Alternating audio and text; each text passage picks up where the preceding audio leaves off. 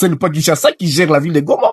Et comment est-ce que Félix Tshisekedi et ses amis pensent qu'ils peuvent venir ouvrir ou réouvrir l'aéroport qu'ils ne contrôlent pas? C'est du sommeil, c'est quelque chose qui ne peut même pas être compris par même un élève de l'école maternelle, parce que on a le pouvoir sur quelque chose qu'on contrôle, mais Félix ne contrôle pas l'aéroport.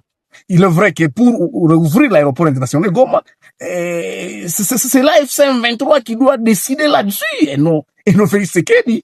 Félix Tshisekedi n'a qu'à se contenter à comment voir reconstruire la ville de Kinshasa, comment faire pour maîtriser la sécurité à Kinshasa et dans d'autres zones, mais pas décider sur les zones qui sont occupées par la FC23.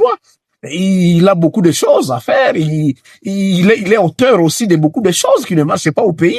Et donc, il n'a qu'à se contenter des zones qui contrôlent encore jusque-là. On est encore ici. Nous restons. Et donc, nous, à notre niveau, nous pensons que le seul moyen qui peut permettre la réouverture de l'aéroport, ce n'est que dans le cadre du processus de Doha. Ce n'est que dans les pourparlers où cette décision devrait ressortir.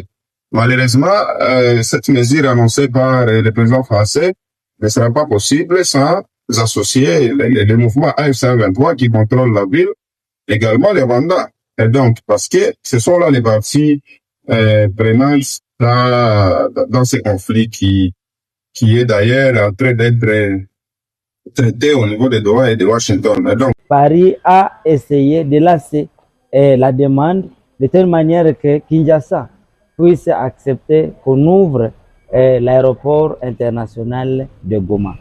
Je sais que, outre, à côté de cet aspect-là humanitaire, Paris a aussi un autre intérêt, un intérêt stratégique, de telle manière qu'il puisse être vu comme un État qui a la compassion